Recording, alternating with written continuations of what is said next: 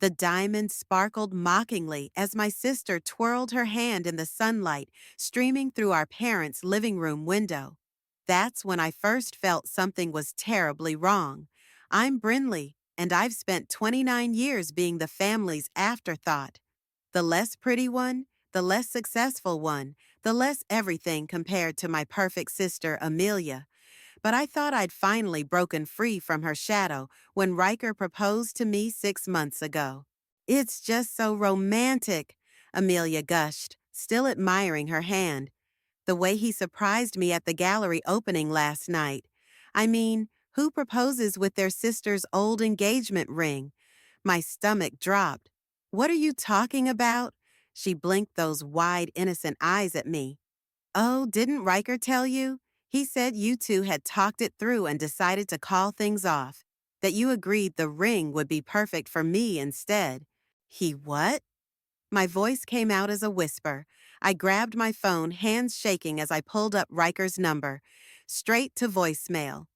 Don't be dramatic, Brinley, my mother called from the kitchen. You know your sister and Riker have always had a special connection. Remember when they dated in college? Of course I remembered. Amelia had dated him first, then dumped him when a richer prospect came along. I'd helped pick up the pieces, and over 3 years, friendship had blossomed into love. Or so I'd thought. Where's my ring, Amelia? I demanded, standing up. The one that was in my jewelry box this morning? She shrugged, that familiar smirk playing at her lips. Like I said, Riker gave it to me. Maybe check your messages? I'm sure he tried to explain everything. I ran upstairs to my old bedroom, where I'd been staying while apartment hunting. My jewelry box sat open on the dresser, empty except for a folded note in Riker's handwriting. I'm sorry. Amelia and I realized we never got over each other. You'll understand someday. My phone buzzed with a text from my best friend, Piper. Girl, you need to check Instagram right now. There it was, a perfectly staged photo of Amelia and Riker kissing in front of a wall of roses, my ring prominent on her finger. The caption read, When you finally get your happily ever after with your soulmate, use second chance romance. I barely made it to the bathroom before throwing up. Honey? My mother's voice drifted up the stairs. Amelia's wondering if you'll help with the wedding planning. She says you have such good taste in centerpieces. I slumped against the cool tile wall, remembering all the times Amelia had taken what was mine. My favorite toys as kids, my prom date, my dream college. She transferred there after I got accepted. But this was different. This wasn't just about Riker. Something felt off about how desperately she'd wanted this specific ring. My phone buzzed again. An unknown number. Ms. Hayes, this is Desmond O'Connor, your grandmother's attorney. We need to discuss the ring immediately. There are things you don't know. What things? I typed back. Not over text. Meet me tomorrow, 10 a.m., my office. And whatever you do, don't let your sister leave the country with that ring. I heard Amelia's laugh floating up from downstairs, followed by the sound of our mother fawning over wedding magazines. The familiar rage and helplessness started to rise, but something else was there too. A spark of determination I'd never felt before. I pulled up Piper's number. I need your help, I said when she answered. Remember how you always said karma would catch up with Amelia someday? I think it's finally happening. I'm on my way, Piper replied without hesitation. And Brinley, bring your grandmother's old diary, the one Amelia's been trying to get her hands on for years. I have a feeling we're going to need it. I hung up and walked to my closet, pulling out the worn leather journal I'd kept hidden since Gran's funeral. Amelia's voice carried up again, now discussing honeymoon destinations with our mother. Let her plan. Let her think she'd won again. For the first time in my life, I felt something shifting inside me. This wasn't going to be like all the other times I'd stepped aside to keep the peace. This time, I was going to fight back. I just didn't know yet how much that fight would change everything. The The church bells seemed to mock me as I slipped into the back pew. 3 weeks. That's all it took for my sister to plan the perfect wedding, while I sat in the audience wearing a dress I'd originally bought for my own rehearsal dinner. You're stronger than I'd be, Piper whispered, squeezing my hand. I still think we should tell everyone what we found in your grandmother's diary. I shook my head slightly. Not yet. Desmond says timing is everything. The wedding march began, and Amelia floated down the aisle in what I recognized as a modified version of our grandmother's dress, another thing she'd taken without asking. But it was the ring on her finger that made my heart race, the ring that, according to Desmond, contained more than just diamonds. Dearly beloved, the priest began, but I was watching Riker's face. He wasn't looking at Amelia with love. He was scanning the crowd, his expression more calculating than adoring. When his eyes met mine, he quickly looked away. Did you see that? Piper murmured. Before I could respond, someone slipped into the pew beside me. Ms. Hayes, Desmond whispered, we have confirmation. They're planning to leave for their honeymoon tonight, private jet to Switzerland. Switzerland? I hissed. But they told everyone they were going to Hawaii. Because Switzerland has certain banking laws that would make it very convenient to access hidden accounts. Desmond passed me a folder. Your grandmother was more clever than anyone knew. That ring contains coordinates to something that could change everything. If anyone has any reason these two should not be wed, the priest's voice rang out. Speak now or forever hold your peace. I gripped the folder tightly, thinking of all the times I'd held my peace, all the times I'd watched Amelia take and take while our mother applauded her nerve. The moment passed. They exchanged vows. Riker's hands shook as he slipped a second band onto Amelia's finger to join my grandmother's ring. At the reception, I watched them work the room like professionals. Amelia, touching her ring constantly. Riker, having intense whispered conversations with groomsmen I'd never seen before today. Brinley, Amelia's voice cut through my observations. Come take a photo with your favorite sister. I plastered on a smile and moved toward her. As she pulled me close, she whispered, I know you're up to something, but you've already lost, just like always. Smile, the photographer called. I did smile, thinking of the documents in Desmond's folder. You know, Amelia, I've been meaning to ask, did you ever wonder why Gran left me her diary but gave you nothing? Her grip on my arm tightened painfully. What are you talking about? Oh, just something interesting I read about the family estate in Switzerland, the one you think nobody knows about. The color drained from her face. You're lying. There's nothing. Ladies! Our mother appeared, champagne in hand. Amelia, darling, it's time for the father-daughter dance. As Amelia was whisked away, Piper appeared at my elbow. The documents are copied and filed. Desmond's contact at the airport is ready. Should I call them? I watched Amelia dance, her ring catching the light. Not yet. Let them get on that plane thinking they've won. Let them find out mid-flight that their Swiss accounts are frozen and their little scheme is about to blow up in their faces. You're scary when you're plotting revenge, Piper grinned. I love it. The reception wound down. I hugged Amelia goodbye, whispering, Enjoy Switzerland, sis. The flash of panic in her eyes was worth every second of the past 3 weeks. As their car pulled away, Desmond approached with his phone out. Your grandmother's estate lawyer in Geneva is ready. Once they land, everything will be in place. Are you sure you want to go through with this? I thought of the diary entries I'd read, of our grandmother's careful plans to protect the family legacy from those who would abuse it, of how she'd watched Amelia's behavior over the years and made her choice about who to trust. They thought I was the weak one, I said, watching the taillights disappear.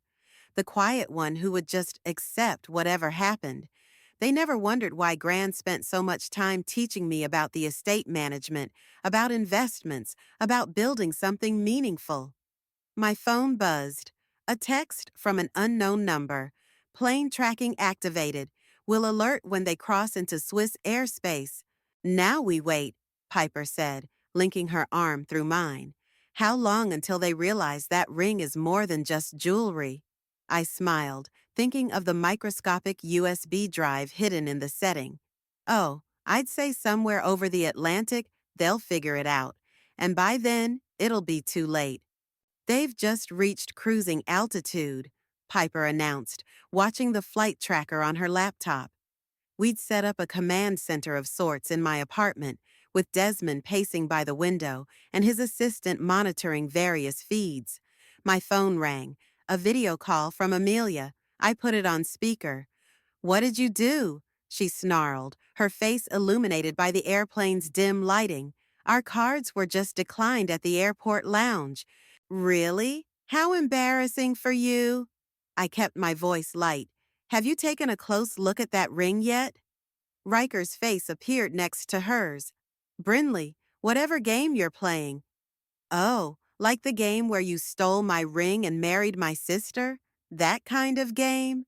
Amelia's face contorted. "The ring. What's wrong with the ring?" "Maybe you should ask Gran's Swiss lawyer when you land.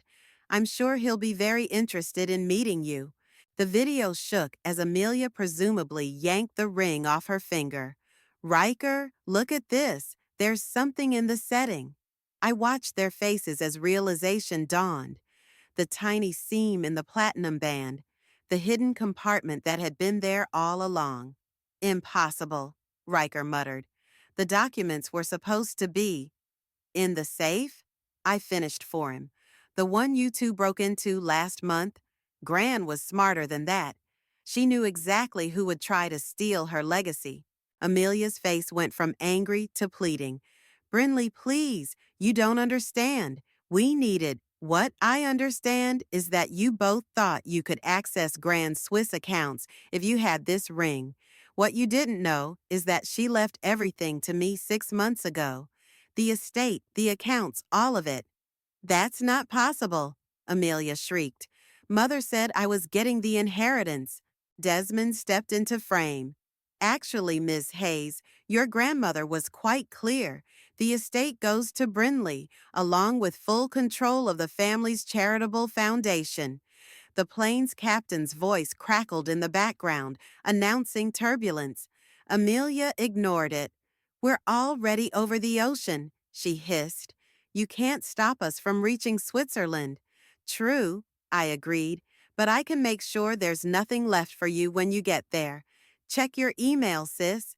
I watched as she fumbled with her phone, color draining from her face as she read the legal documents we'd just sent. "This is You're transferring everything to a trust?" Her voice cracked. "You can't." "Already done.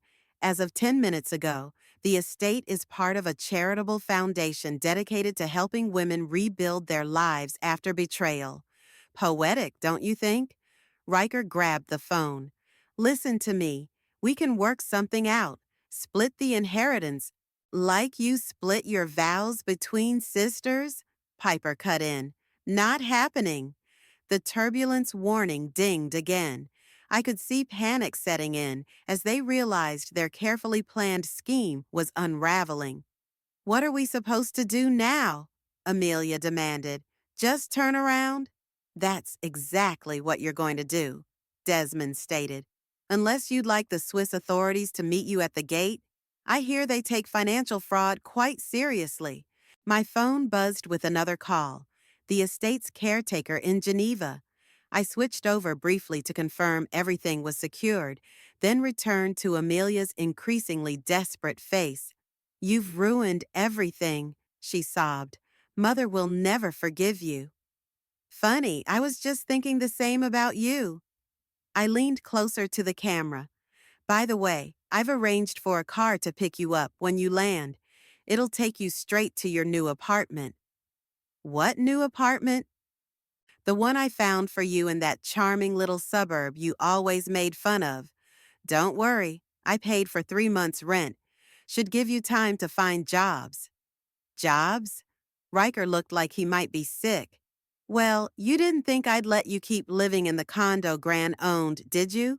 Consider your eviction notice served. The captain's voice came through again, announcing they were turning back due to a technical issue. I saw Riker's face fall as he realized we'd thought of everything. This isn't over, Amelia warned, but her voice wavered. Actually, it is. But hey, at least you still have each other, right? Isn't that what you said love was all about? I ended the call and turned to find Piper grinning and Desmond nodding approvingly. Flight's officially diverted, his assistant confirmed. They'll be back in 5 hours. My phone lit up with a message from the Geneva lawyer. Estate secured, foundation paperwork processed, ready to begin renovations whenever you are. I took a deep breath, feeling lighter than I had in years. Well, I said, picking up Gran's diary, I guess it's time to start planning how to turn a centuries-old estate into a modern sanctuary. And what about them? Piper asked, nodding at my phone where Amelia's desperate face had been moments before. Let them experience what it's like to start from nothing. Maybe they'll learn something. But from the dozen missed calls already lighting up my screen, I knew this was far from over. Your sister and Riker just got served with the fraud papers, Desmond announced, striding into my new office at the estate's management building. You should have seen their faces when they realized the depth of their financial mess. I looked up from the renovation plans spread across my desk. How bad is it? They took out loans using forged documents from your grandmother's estate as collateral. The banks aren't happy. He dropped a thick folder on my desk. They're facing potential criminal charges unless they can repay everything immediately. Which they can't, Piper chimed in from where she was organizing donor files. Not since we froze their accounts. My phone buzzed. Another message from my mother. Please talk to me. Your sister is devastated. This isn't like you. I switched it off. Has Mara arrived yet? Just pulled up, Piper said, checking the security feed. Want me to show her around? I'll do it. I needed a break from paperwork anyway.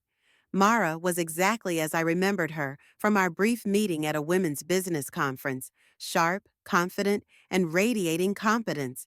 She took in the sprawling estate with an appraising eye. So this is where you want to build the sanctuary? She asked as we walked the grounds.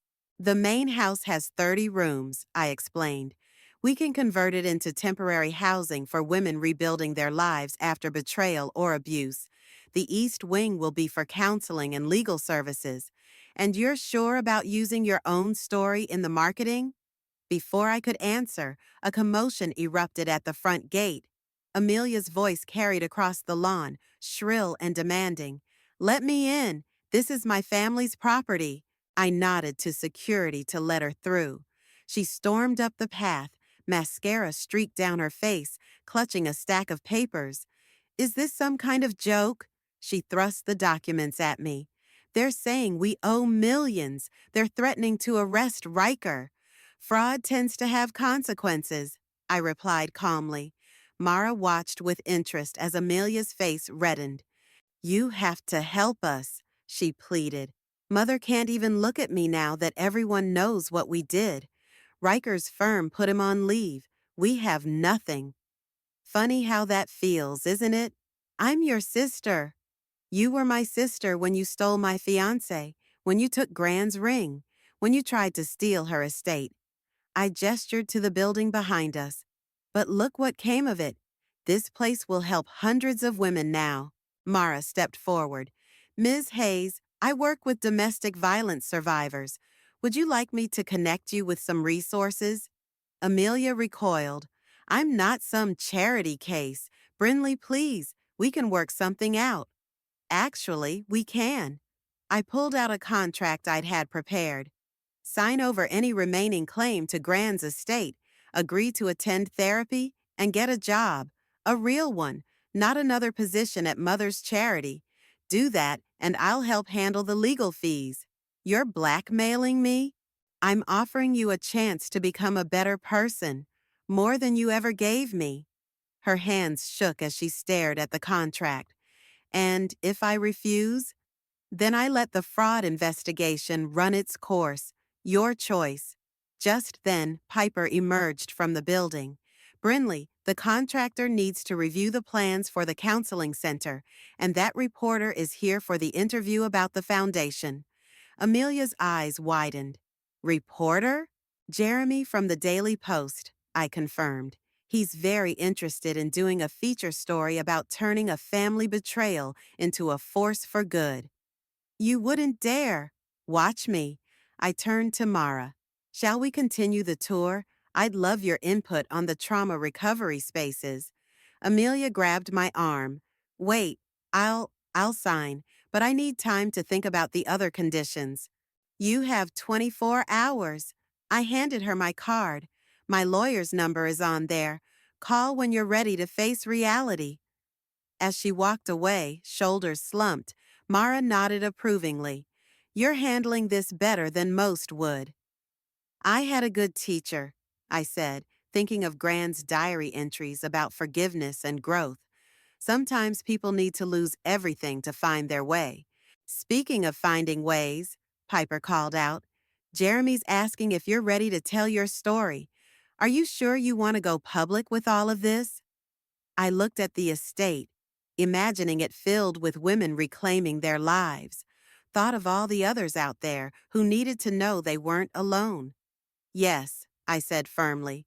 It's time everyone knew exactly what happened here and what's about to happen next. Mara smiled.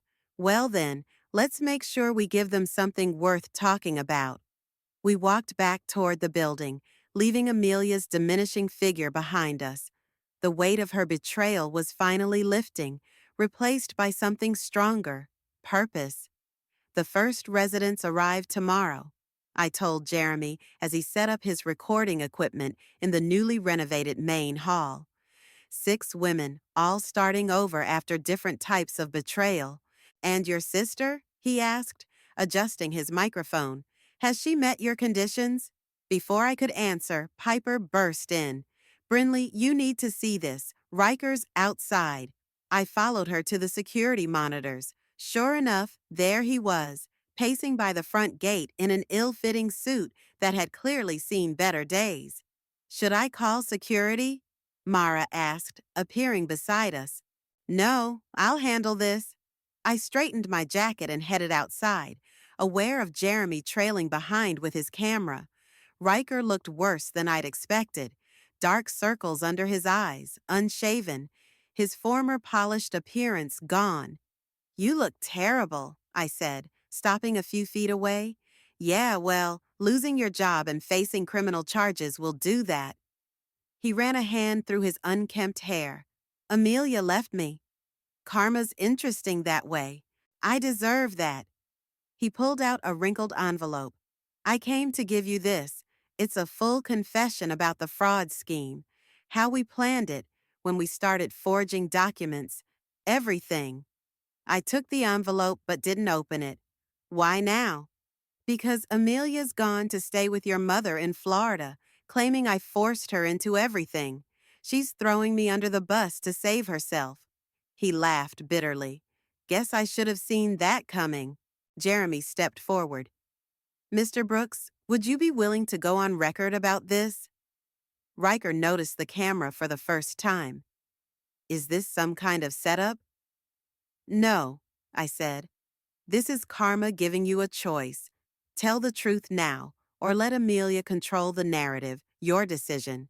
Just then, a van pulled up to the gates, our first residents arriving early. I watched as 6 women stepped out, each carrying small bags containing whatever they'd managed to save from their previous lives. Are those? Riker trailed off. Women who lost everything because of men like you? Yes. I nodded to Mara, who went to greet them. But they're not victims anymore. They're survivors. One of the women looked our way, and I saw Riker flinch at the recognition in her eyes. Sarah, he whispered. Your former secretary, I confirmed. The one you fired after she rejected your advances. She's our new administrative director. Sarah walked over, head high. Hello, Riker. You're looking different. He took a step back. I should go. Actually, Jeremy interrupted, I think these ladies might have something to say about men who abuse their power. Care to stick around for that interview? Riker's face paled. Brinley, please. I know I hurt you. This isn't about me anymore. I gestured to the estate. This is about every woman who's been betrayed, manipulated, or discarded. Your confession can help us show others they're not alone. Sarah crossed her arms. I'll go first, if you're ready, Jeremy. One by one, the other women joined us, forming a semicircle around Riker. Each had a story.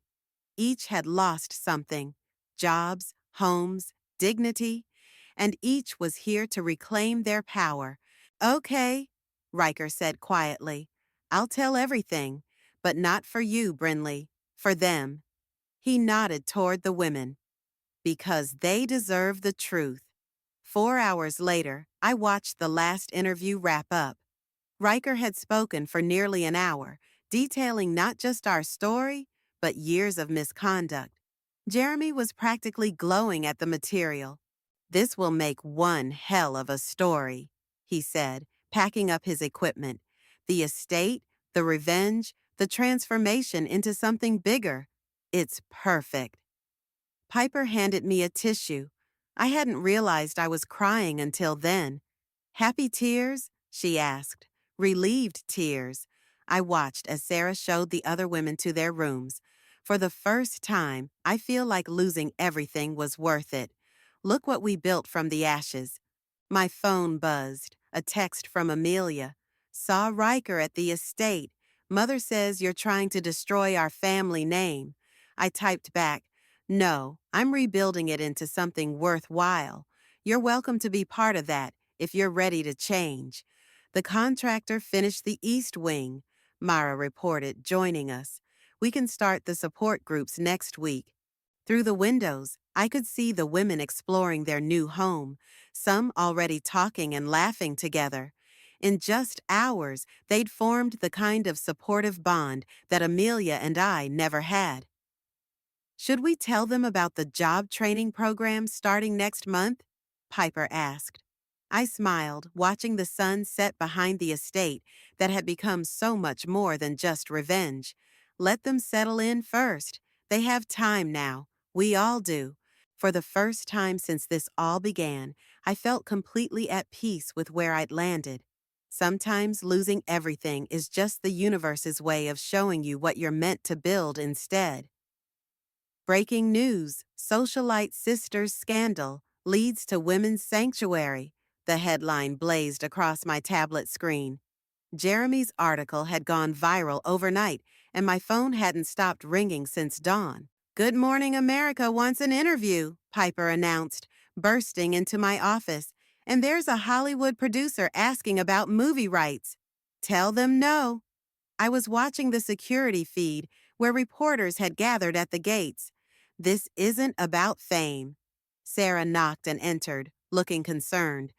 Amelia's trending on Twitter, not in a good way. I pulled up social media and winced.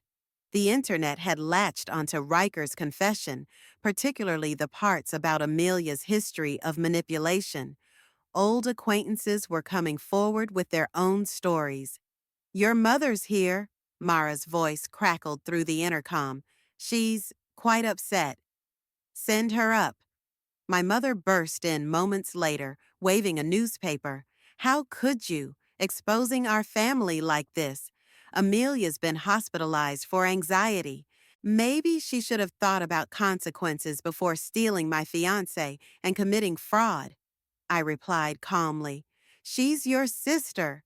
And I was her sister when she betrayed me. I gestured to the women visible through my office window, attending their morning support group. Look at what came from that betrayal. Something good. Good? She slapped the newspaper down. Our family's reputation is ruined.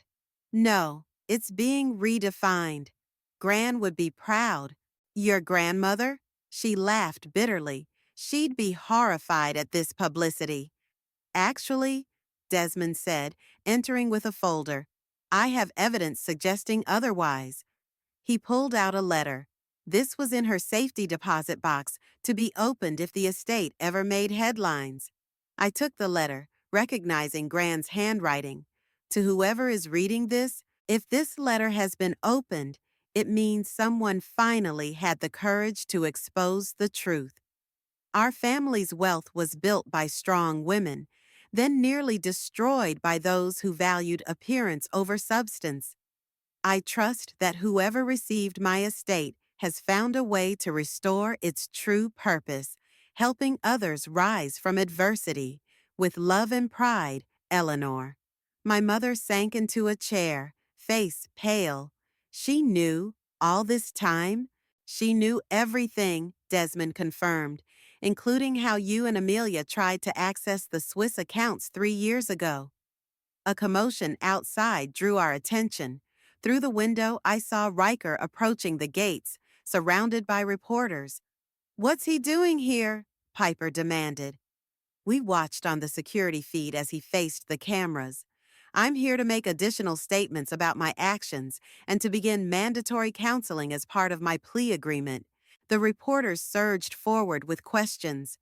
Mr. Brooks, is it true you're facing jail time? Did Amelia Hayes orchestrate the fraud? What do you say to other men who abuse their power? Riker looked directly at the nearest camera.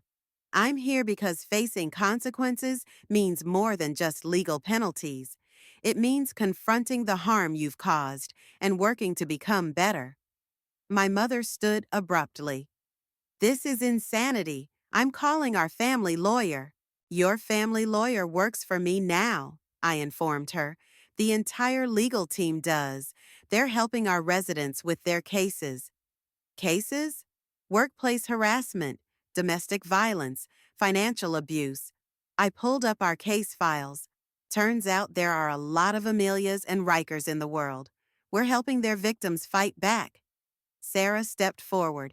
Mrs. Hayes, would you like to see what your daughter has actually built here? It's not the scandal you think it is. My mother hesitated, then nodded stiffly. As Sarah led her out, Piper turned to me. The Today Show is calling again. They want to feature our job training program. Tell them they can cover the program itself, but not me. I watched my mother's face change as she saw our residents working, healing, supporting each other. This was never about publicity. Speaking of publicity, Mara entered with her tablet. Amelia just posted online. You might want to see this. It was a video, filmed from what looked like a hospital room. My sister, makeup-free and looking genuinely vulnerable for the first time I could remember, stared into the camera. I've spent my life taking what wasn't mine, she began. It's time I faced that truth. I closed the tablet. Send it to Jeremy. Let him verify if she's sincere. And if she is? Piper asked, looking out at the estate, at the women rebuilding their lives, at my mother finally seeing the truth. I thought about Gran's words about rising from adversity. Then we'll help her rise too, I decided. That's what we do here. Because sometimes the greatest revenge isn't destruction. It's creating something so powerful that even your enemies want to be part of it. The autumn wind rustled through the estate's gardens as I waited for Amelia to arrive. After 3 months of therapy and community service, she'd finally asked to meet face to face. Are you sure about this? Piper asked, adjusting the security cameras. Last time you were alone with her, she stole your ring. She's not the same person anymore. I watched a familiar car approach the gates. Neither am I.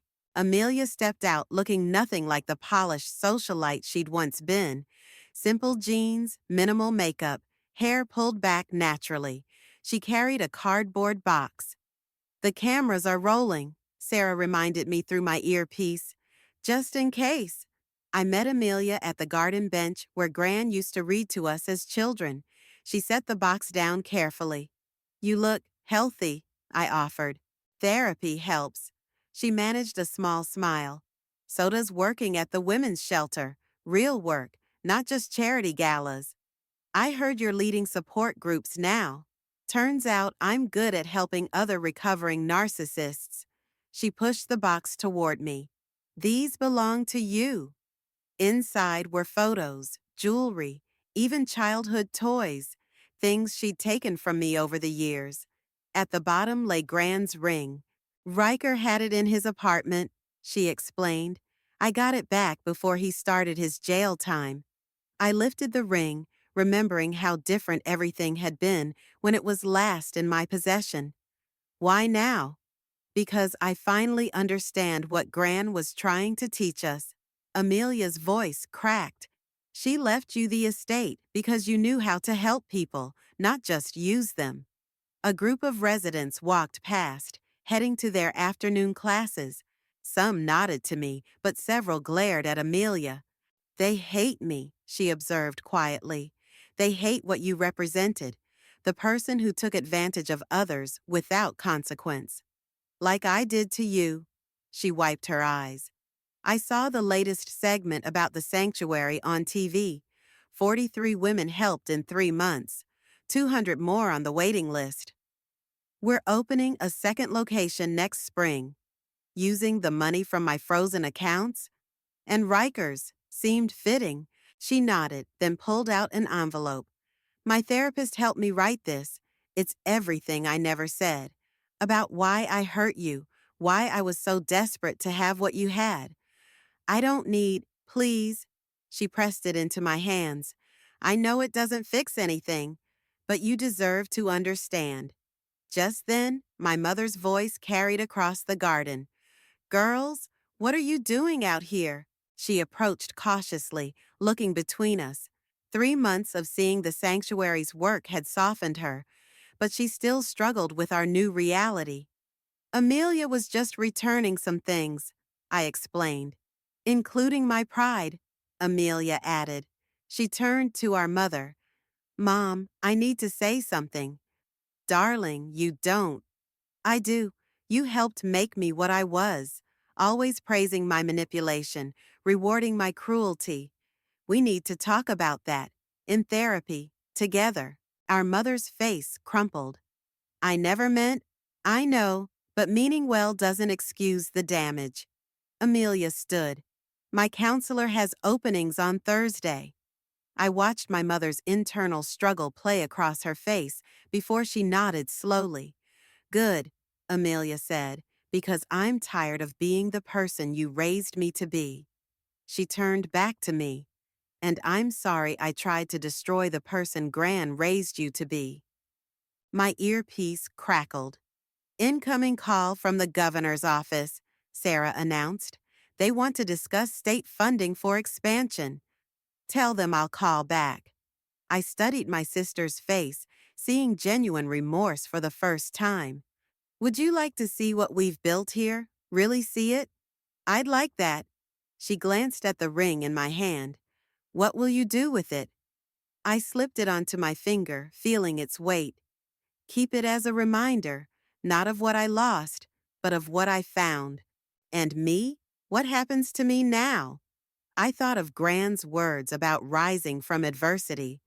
That depends on you. We have a program starting next month, teaching women to recognize toxic patterns in themselves and others. We need peer counselors. You'd trust me with that? Trust is earned, but everyone deserves a chance to earn it. Our mother stepped forward. Both of you deserve better than what I gave you. Then help us do better, I said. The sanctuary's not just for victims, it's for anyone ready to change. Amelia picked up her empty box. I'd like to try, if you'll let me. Thursday. Our mother agreed quietly. We'll start on Thursday. As we walked toward the main building, I felt the weight of years of resentment beginning to lift, not forgotten, but transforming into something else, something that might eventually heal us all. Because sometimes the people who hurt you the most are the ones who need healing themselves. And now, to To present our Humanitarian of the Year award, the announcer's voice echoed through the grand hall. Please welcome Sarah Mitchell, Executive Director of the Hayes Women's Sanctuary. Sarah stepped up to the podium, her confidence radiating through the room. When I first met Brinley, I was a broken woman who'd lost everything. Today, I help run an organization that's transformed hundreds of lives. I sat between Piper and Mara, squeezing their hands as Sarah continued. But this award isn't just for Brinley. It's for every woman who found strength in our sanctuary, including someone who surprised us all. She gestured to the side stage. Please welcome our newest board member, Amelia Hayes. The audience murmured as Amelia approached the podium. Gone was the socialite who'd stolen my ring. In her place stood a woman who'd spent the past several months working tirelessly to earn back trust. My sister taught me that true strength isn't about taking from others, Amelia began. It's about lifting them up. Today, we're announcing the opening of our third sanctuary location, funded entirely by recovered assets from financial abuse cases. I watched our mother in the front row, tears streaming down her face. Weekly therapy had revealed decades of generational trauma we were finally breaking. And speaking of recovery, Amelia continued, we've received a letter from our former brother-in-law, Riker, who's completing his rehabilitation program. She read from the letter, the sanctuary's work has shown me how many lives one person's selfishness can destroy. I'm dedicating my remaining resources to supporting their legal defense fund for women fighting financial abuse. Jeremy, sitting nearby with his camera, leaned over. Still glad you let me tell your story? Look around, I whispered back. The room was filled with sanctuary graduates, many now successful business owners or community leaders themselves. The story told itself. Sarah returned to the microphone. Before we present this award, there's one more announcement. Brinley, would you join us? I walked to the podium, passing familiar faces. There was Mara, who'd helped design our counseling programs. Desmond, who'd turned his entire law practice toward supporting our cause. Piper, my rock through everything. The ring that started all this, I began, holding up my grandmother's ring, contained more than just documents. It held a truth about legacy, about how pain can become purpose. I removed the ring. Today we're melting it down. Its metal will become part of a sculpture for our new building, a phoenix rising from ashes. Because that's what we do here. We rise. Amelia stepped forward with a small torch, and together we held the flame to the ring. As it began to glow, I saw tears in her eyes. I'm sorry, she whispered, too quietly for the microphone to catch. I know, I replied, just as softly. That's why we're both here. The metal melted, dripping into a mold held by one of our artists, a domestic violence survivor whose work now sold in galleries. Our mother joined us on stage, holding an old leather book. Your grandmother's diary, she said, handing it to me. It's time everyone heard her words. I opened to the last page and read, to my dearest Brinley, when you find your strength, help others find theirs. That's how we change the world, one restored soul at a time. The audience stood, applauding not just for me, but for every story of transformation in that room. The award, Sarah announced, goes not to an individual, but to the Hayes Women's Sanctuary for showing us that the greatest revenge against darkness is creating light. As I accepted the award, I saw Piper typing on her phone. What are you doing? I asked when I returned to my seat. Confirming our next project. She showed me the screen, an application to turn Riker's seized corporate offices into a women's business incubator. Perfect, I smiled. Ready to help more phoenixes rise? Always, Amelia answered, joining us. But first, someone wants to talk to you.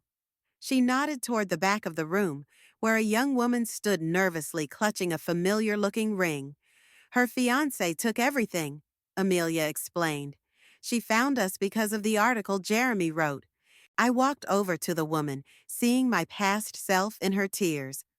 Let me guess, the ring has special meaning? She nodded. Then let's make sure that meaning becomes something beautiful. I gestured to our group. Welcome to the sanctuary. Your story isn't over. It's just beginning. Because sometimes the best endings aren't endings at all. They're transformations, turning what was broken into something stronger than before. And as I looked around at my found family of phoenixes, I knew Gran had been right all along. The greatest inheritance wasn't in any ring or estate, it was in the power to help others rise.